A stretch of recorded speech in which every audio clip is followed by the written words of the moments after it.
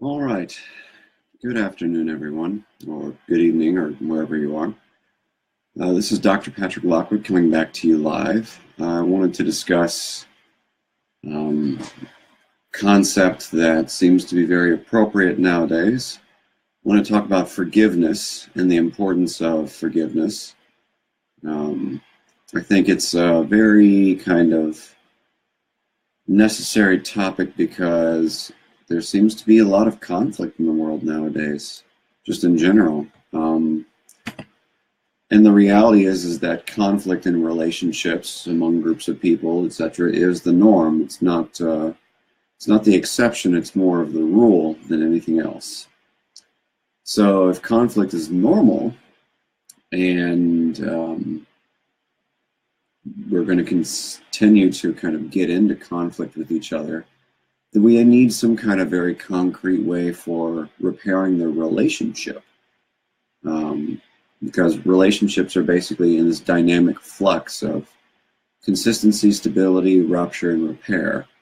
So the repair part of it will include behaviors like forgiveness. So another reason I wanted to talk about forgiveness today is because there's really kind of this weird tribalistic thing going on in a lot of Western countries in particular, as well as in the Middle East and other places. But it's kind of getting a big kind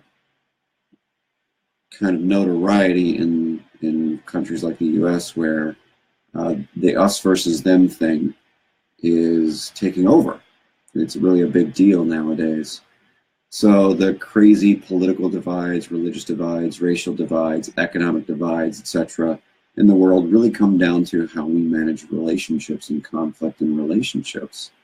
Because different is just different.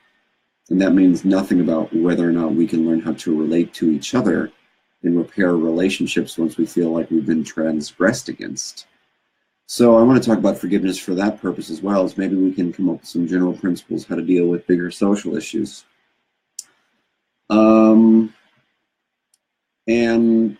Before I get into the rest of this forgiveness talk, I just want to give you some quick updates on the fear problem. The book is coming out rather soon. The publisher is going to send me the last set of edits that they did and made and with my feedback. And then I'm going to look through those.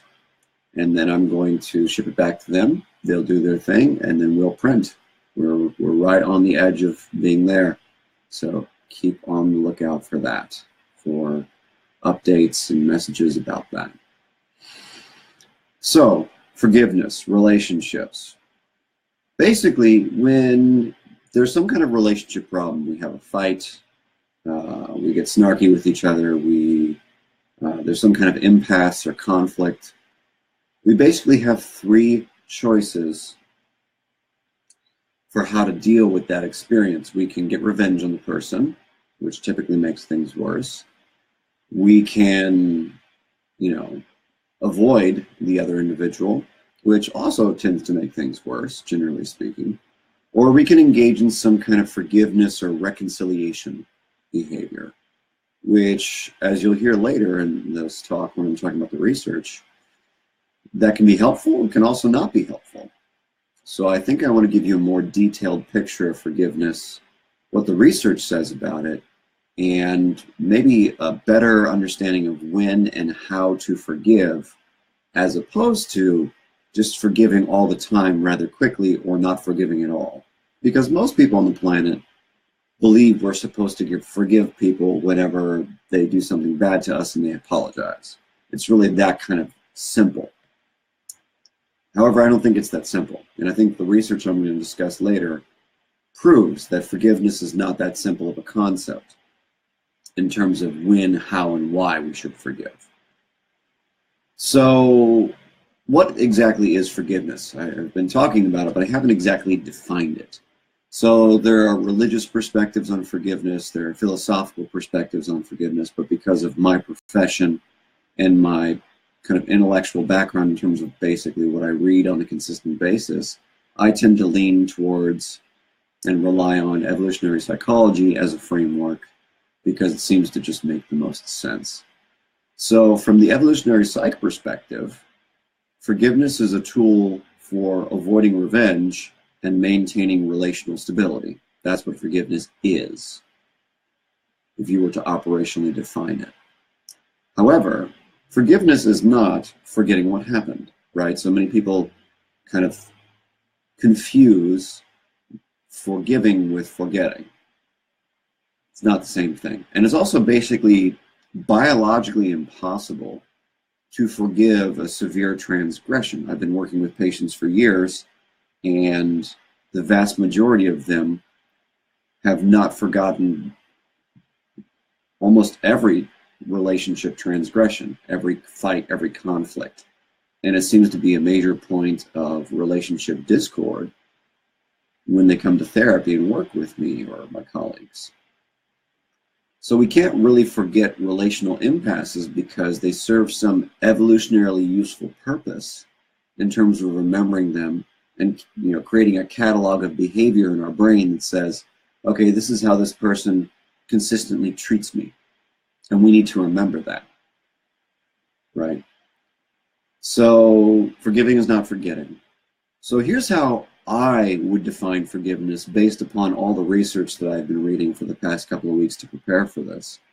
And I think the best little quick and dirty formula for forgiveness I could come up with is the 3 A's of forgiveness. So the first A is to acknowledge. So in order to forgive someone, you first have to acknowledge that someone's human and they have made an error in harming you, so to speak. That's not the same thing as saying it's okay that they harmed me. It's just acknowledging that it happened and that they're human, and that because of their own issues and your experience with them, they chose to harm you. So that's acknowledging. The second A of forgiveness is accepting that this has happened. And we can accept that someone has harmed us with or without them apologizing, which is what the research shows. And we can accept that someone has harmed us or transgressed against us more easily when they actually show legitimate remorse or guilt for what they did to harm you, whether it's a fight or an argument or something passive-aggressive, whatever it is. If the person legitimately apologizes and shows legitimate guilt or remorse for it, we're more likely to accept that it's okay, that they were human and they're interested in moving on from it. So acknowledge, accept. And accept doesn't mean it's okay in the sense that it's morally okay. Accept means I understand that it happened and that I've made peace with the fact that it has happened.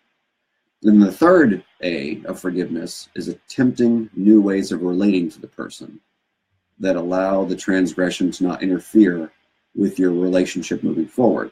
So acknowledge, accept, and attempt new ways of dealing with each other so that the past transgression doesn't come into the present all the time. So that's my way of defining how to forgive, so to speak. So there's the evolutionary psych perspective on forgiveness, and then there's the kind of literal pragmatic definition of forgiveness that I gave you. So let's talk about the research. So the research on forgiveness is rather kind of varied. There's a lot of cool stuff going on. There's a lot of weird stuff going on. And I'll do my best to kind of give you the highlights in a way that's useful for you, I hope. So according to the evolutionary psych perspective, generally speaking, like I said, the purpose of forgiveness is to repair valuable relationships. Not every relationship, but valuable relationships. So think of it on a spectrum. The more valuable the relationship, the higher it is on this side, both evolutionarily and subjectively, the more likely it is that we will either want forgiveness or want to give forgiveness. Hope that makes sense to everyone. Here's some other interesting research-based stuff I found. One article I read actually literally said what I'm about to say here. They said, when victims perceive that the offense that they suffer is severe, intentional, and caused by their offenders, they are unlikely to forgive. They likewise exhibited less forgiveness when they ruminated over the events. Conversely, apologies were positively associated with forgiveness. So the traits that seem to dispose a victim to perceive offenses in a positive light, including agreeableness, for trait forgiveness, which is a characterological thing, and perspective taking. So basically what the research is trying to say is that the more we see that the injury was very intentional and severe and kind of really seriously done on purpose, people are more unlikely to forgive. That just makes sense. However, people who are more agreeable, people who are higher in the trait of forgiveness, so to speak, who had better kind of theory of mind, more empathy, were more likely to forgive. It's just interesting. So our mindset towards an individual who transgresses against us is going to dictate to some degree how much we forgive. According to the research, basically, apologies are most effective when they fit the victim's kind of self-construals or their degree of self-differentiation. So, for example, if you're dealing with someone who is more collectivistic or tribalistic in their orientation, someone who's more, I'm part of a group and the group matters more than me, then if you appeal to group norms and group rules when you apologize, like I understand that I broke the fifth commandment, if you're talking to someone who's like a Christian, I understand that I broke the fifth commandment and I'm terribly sorry, and I know that I've disappointed God and disobeyed and blah, blah, blah, will you all forgive me, etc. That's much more appealing than an individual to individual approach, according to the research, even though that's still important. So let's say you broke the fifth commandment with a particular individual in your church, but you apologize to the individual based upon the commandment as the context and not necessarily the individual emotional harm. You're more likely to get an apology out of them, and you're more likely for them to kind of want to forgive you. So how the other person sees you and how their mind is oriented and built is going to dictate somewhat how likely you are to be forgiven. So people who are kind of very self-differentiated, overly independent, if you harm them, you need to apologize in such a way that actually kind of speaks to their individual emotional needs. So if you know they're rather, let's say, narcissistic or ego-driven, if you offend them by calling them a name or something, you need to apologize in such a way that actually deals with their ego. So I'm sorry that I made you feel less than or unimportant, etc., kind of thing. So that's some interesting research. Our degree of self-construal, our self-individuality, interferes with how we deal with forgiveness. It's kind of interesting. Other factors that influence the likelihood of forgiveness. So the severity of the offense, how close we are, and how much we ruminate about the bad thing that happened to us will influence how much we seek forgiveness. Whereas other research shows that if we feel like we're less likely to be hurt again, what they call low exploitation risk, and we are very, very interested in the relationship has a lot of value. So that combination of low risk of being hurt again, high value in the relationship, those are the circumstances in which you're most likely to be forgiven, right? So that means you have to do something to prove that you are low risk of offending them again, and you have to be a very valuable person in their mind. So there's all these spectrums and all these different variables and factors. So there's other interesting research that shows that people who are high in measures of self-forgiveness, like I forgive myself for that bad thing I did, are more likely to have better mental health, physical health, and are more likely to also forgive other people. So if we're more compassionate towards ourselves, we're more likely to be compassionate towards others, and we're more likely to have better mental health and physical health. And this is not magical. I mean, you know, philosophies like Buddhism and Taoism and stuff like that have been saying that for thousands of years longer than modern psychology. Just good to know, though. So if you struggle to forgive yourself, you're probably going to struggle to forgive other people, is what the research shows. So guilt. Guilt versus shame, always a fun topic. The research shows that guilt drives seeking forgiveness, whereas shame drives avoidance of forgiveness. So forgiveness is somewhat correlated to repeat offending behavior, which is interesting. So there's one longitudinal study that I found, done over a long period of time, that studied recently married couples. And it showed that romantic partners who forgive were more likely to experience repeated transgressions than those who forgave less. So the more forgiving you are, especially in early relationships, in young, new relationships, the more likely it is that you're going to be hurt again and again and again. So there's some kind of issue about, according to this one study at least, there's some kind of issue with forgiving too quickly. And maybe that has to do with the fact that you're in the honeymoon phase. Maybe that has to do with the fact that you don't know each other as well, so you can't easily predict whether or not they're going to hurt you again, which is what I was talking about earlier. So keep that in mind. Some general thoughts about people who should forgive or who forgive. This is just all what the research kind of generally shows. So for instance, in the industrial organizational psych literature, it shows that for people in leadership positions in companies, forgiveness is a very, very valuable trait because it kind of helps the organization stay connected, coherent, and it helps repair ruptures in a way from an authority perspective that allows everyone to get along better. So if you're a boss, if you're a CEO, a manager, hell, if you're a manager of a Starbucks, learning how to be more forgiving of people in a realistic, pragmatic way will actually help the team become stronger, according to the IO research. In terms of other cool, random facts about forgiveness that might be useful for you, is that people who are good forgivers, as in they're accurately able to identify who's not going to hurt you again and forgive them and move on and kind of reconcile the relationship, those people have better executive functioning, frontal lobe functioning, and they ruminate less.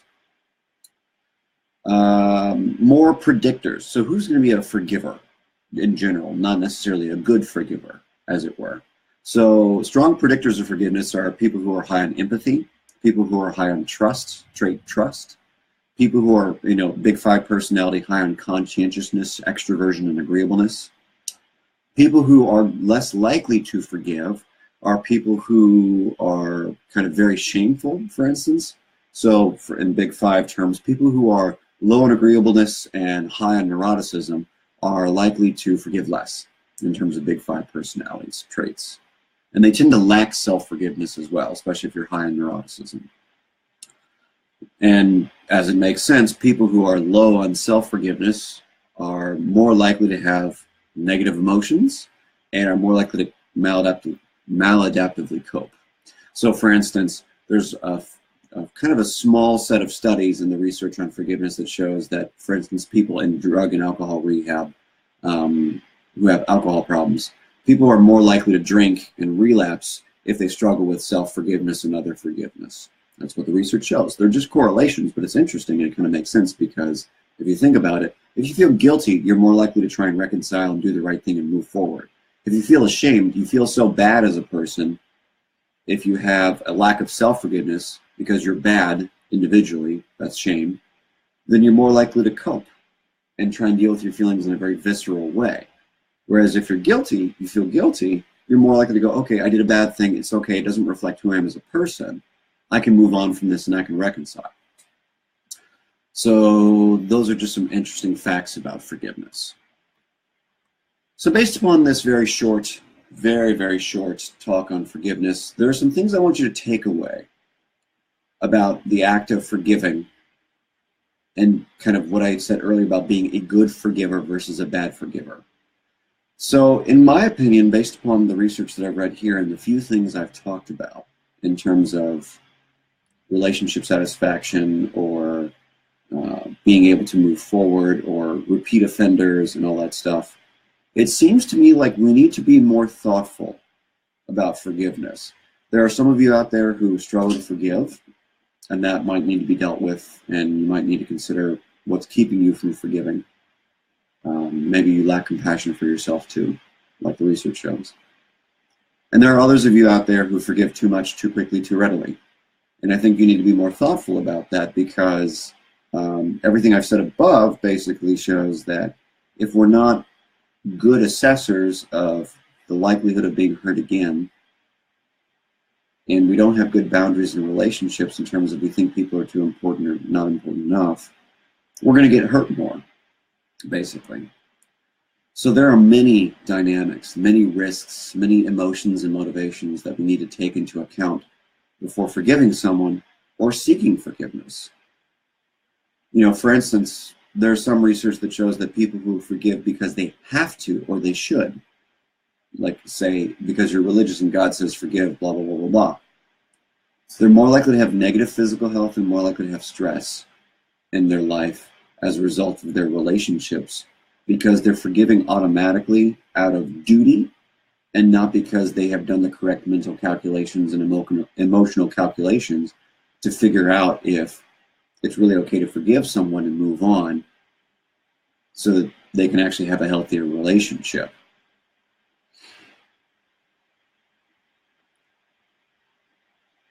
I hope that makes sense.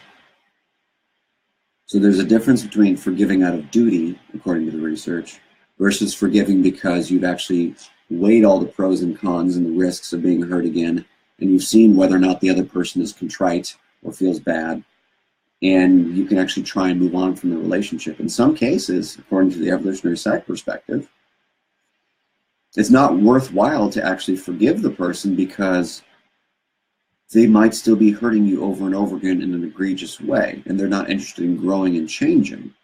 That's not valuable. You might not want to be as in contact or close to that person. So it's very, very tricky, lots of dynamics. So here's a simple example that you can take with a grain of salt. So let's say you live at home with your sister, and your sister punches you, and your sister is mean to you.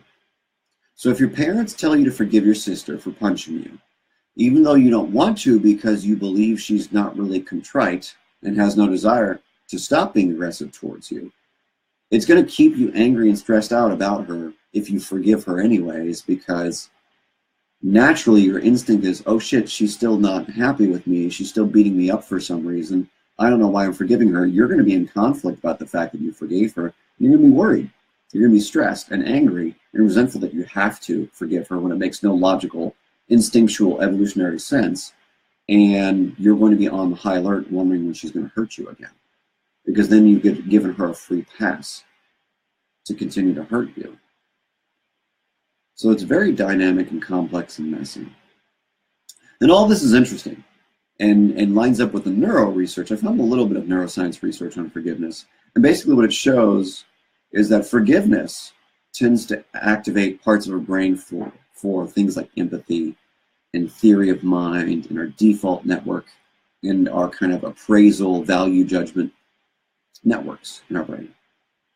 Basically, when you're kind of accurately forgiving people, you're more likely to change your mind about the individual, even though you're not necessarily forgetting it, because nowhere in there are there memory networks for forgetting, so to speak. There's no memory network for avoiding thoughts and feelings when your forgiveness networks are activated, according to some of the research that I found. It's just changing your perspective about what you experience with that individual, if that makes sense from a neuroscience perspective. So I hope this was helpful in some way, shape, or form. This is just a real quick and dirty way of looking at forgiveness. And again, basic takeaways are we need to be more thoughtful about how and when we forgive. We need to be more interested in doing some calculations about how contrite the individual is who offends us. We need to be more thoughtful about, well, why am I not forgiving if I'm not? You know, does it have something to do with my shame and my lack of self-compassion, according to the research? These are things to keep in mind, because basically, if we keep doing like the religious kind of forgiveness, like the as is, it's just the right thing to do kind of forgiveness, I think it has more negative consequences, according to what the research says. But if we're thoughtful if we kind of dip into our evolutionary instincts in a healthy way in terms of protecting valuable relationships and learning how to repair them in a thoughtful, methodical way, then we're more likely to have successful, healthy relationships. So, I will see you again in 2 weeks. I appreciate you all coming out and liking and sharing and whatnot. And I hope you have a very good day.